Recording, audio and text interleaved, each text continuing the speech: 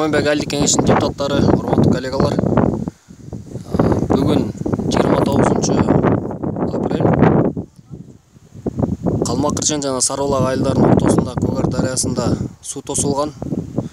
Көрүп турган могу жер болжол менен бир 20 метрдей, 15-20 метрдей сууну тосуп көтөрүлгөн жол.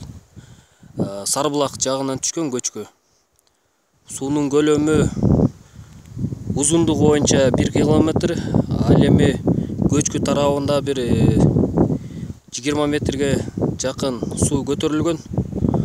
Суунун көлөмү барган сайын көтөрүлүп атат. Буну МЧСке кабарлап, ылдыйкы айылдарды жана көпүрөлөрдү сактап калуу боюнча кандайдыр бир аракеттерди жана эвакуация жүргүзүү боюнча бир аз болсо да иштерди аткаруу зарылдыгы болгонсу турат.